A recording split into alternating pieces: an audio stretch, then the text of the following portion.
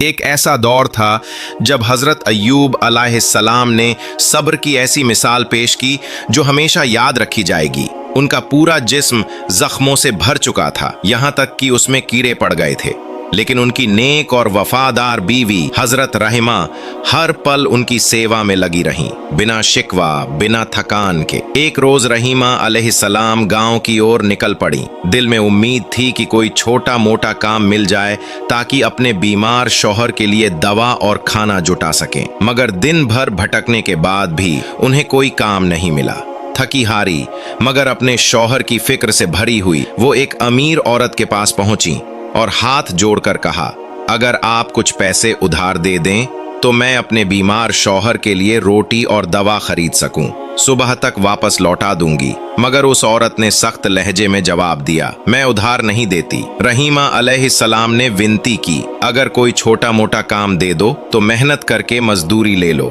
اس عورت نے انہیں گھورتے ہوئے کہا، تمہارے بال بہت سندر ہیں، اگر تم اپنے آدھے بال کاٹ کر مجھے دے دو تو میں بدلے میں پیسے دے سکتی ہوں۔ رحیمہ نے گہری سانس لی اور اپنے بالوں کا آدھا حصہ کاٹ کر دے دیا۔ یہ سب دیکھ کر شیطان خوش ہوا۔ وہ ایک فقیر کا روپ دھر کر حضرت ایوب علیہ السلام کے پاس آیا اور جھوٹ بولا، آپ کی بیوی آج بازار میں پکڑی گئی، لوگوں نے اسے چوری کے الزام میں آدھے بال کاٹ دیے۔ یہ سن کر ایوب علیہ السلام کا دل ٹوٹ گیا۔ انہوں نے طے کر لیا کہ وہ اب اس کھانے کو ہاتھ بھی نہیں لگائیں گے جو رحیمہ لاتی ہیں، اور غصے میں کہا، اگر میں ٹھیک ہو گیا تو اسے 100 کوڑے ماروں گا۔ جب رحیمہ واپس لوٹیں تو دیکھا کہ ان کے شوہر ان سے بات نہیں کر رہے۔ انہوں نے کھانا آگے بڑھایا مگر ایوب علیہ السلام نے انکار کر دیا۔ رحیمہ ان کے قدموں میں گر پڑیں اور روتے ہوئے کہا، کیا آپ مجھے میرا قصور بتائیں گے؟ تب ایوب علیہ السلام نے وہ سب بتایا جو شیطان نے کہا تھا۔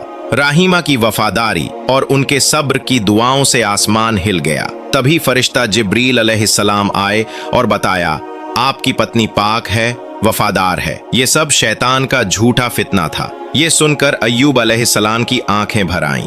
انہوں نے اپنی بیوی سے معافی مانگی اور کہا، اب کبھی تم سے شبہ نہیں کروں گا۔ اللہ نے نہ صرف انہیں شفا دی بلکہ ان کی زندگی کو قیامت تک کے لیے صبر اور وفا کی سب سے اونچی مثال بنا دیا۔